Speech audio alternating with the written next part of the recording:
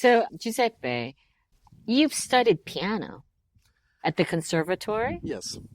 It's very different. I mean, playing piano to playing wine. How did you reconcile from the music training to winemaking?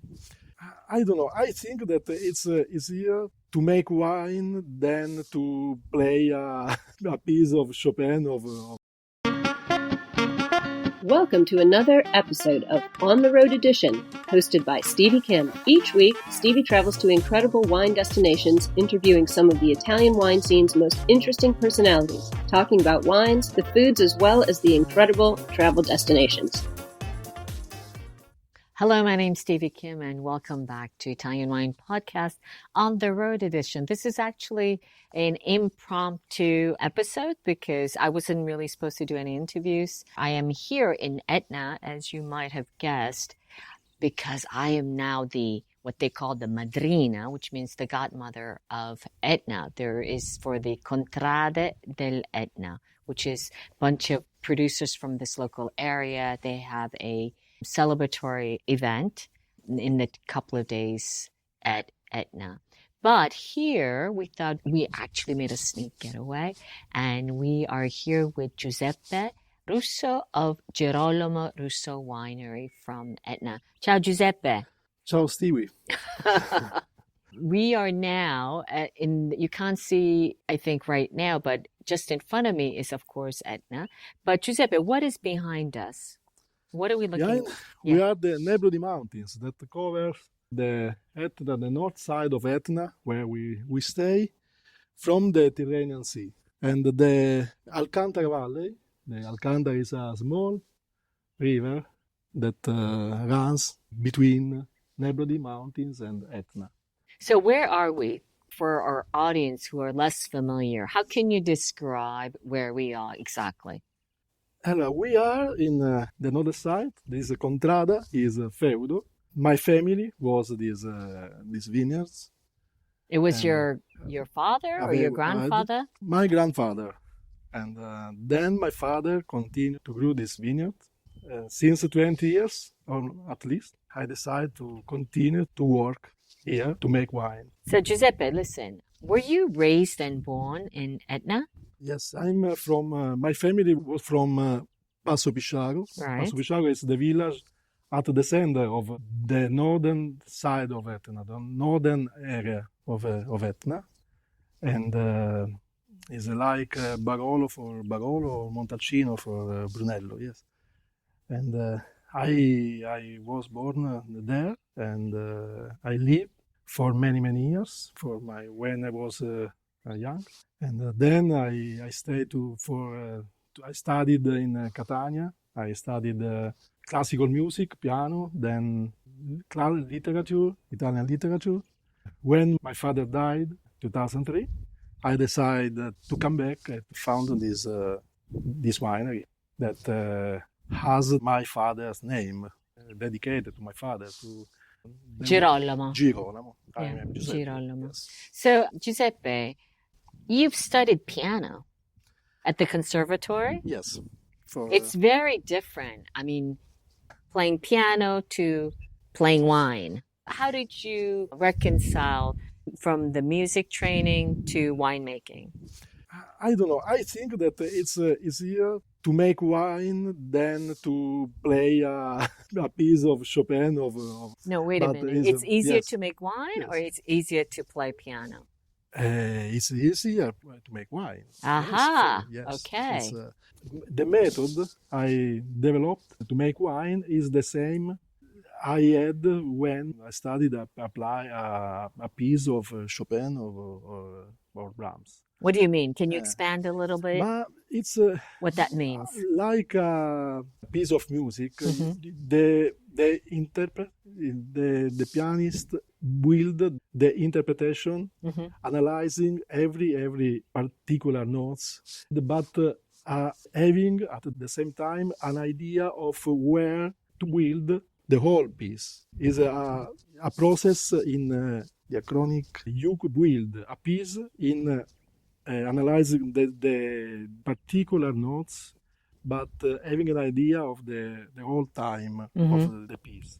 Is the same when I build a wine, because I give from the grapes a fruit that must be another wine, but you build this product having an attention to how to build during the time. No? Yes, In a so time. you're thinking about from the grape going into the end product, which is wine, all the different processes, and you're looking at your music notes and then thinking about the big music, the end Yes. performance, I suppose. Yes, maybe I continue to use the same method to make wine. Then I don't know if the association between and the classical music, I don't know. It's Right. a easy game, but Right. not.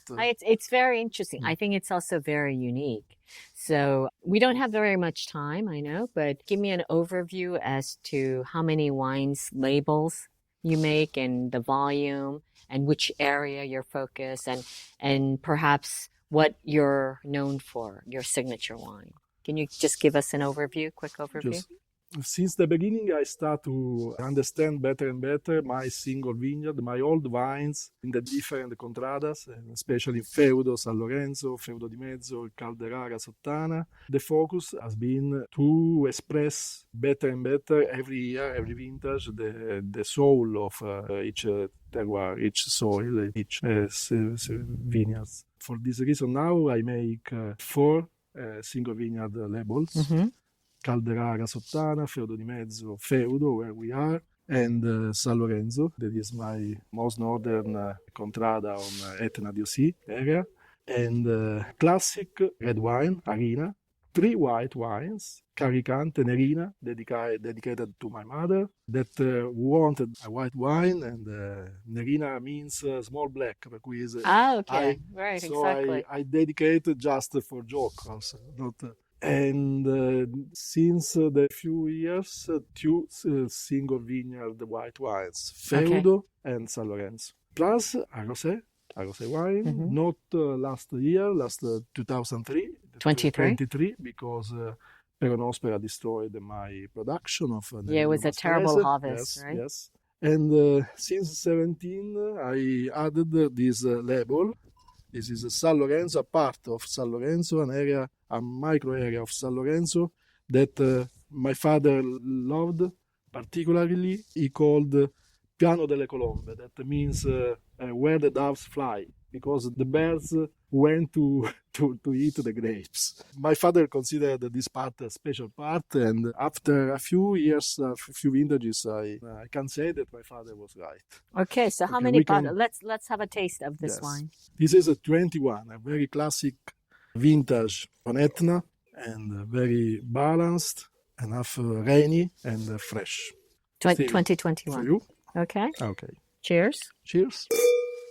Okay, it's a beautiful, wonderful place. Do you want to tell us a little bit more about this wine for the wine geeks out there? This is 14.5%. Yes. Right? And how many bottles are you producing? 1,800. A small production. Where do these wines go? Where do you sell them, your wines? I sell especially in Italy. My best market are Italy and USA, especially. Then also in North Europe and in Asia too. But in some terms of percentage, international and Italy? Italy, 30% Italy, 70% international. Oh, okay, so it's mostly international. Yes. Right? Yes. So just going back to my original question, how many labels do you have in total? I have 9 labels, 10 now. Right. And since 2023, because I added Feudo white. So you have 20 hectares. 20 hectares plus 4 in for rent. Okay, so you're leasing for... And you're here, according to this book, the Etna Guide from Fabrizio, you make 90,000 bottles. Is that correct? 19,000, yes, about. Yeah, more or less. More or less. 23 will be a little bit less. Yeah. It depends on the vintage. 21 has been a very good vintage also for the quantities, but not always is the same, because my focus is during the harvest to select plant per plant.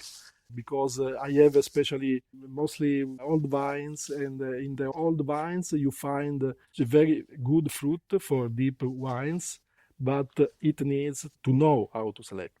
Okay, so I have a question for you. You're originally from this area, and you've started a little bit later. I mean, other than, of course, Salvo Fotti, who's the alpha of Etna. The people who started kind of the Etna movement was, of course, Marti Grazia, Andrea Franchetti, Franco Listen, they kind of started at the same time, but they're foreigners, and you're the only Italian. What kind of relationship did you have with them, and what is it now? What is your perspective as the native son of Etna?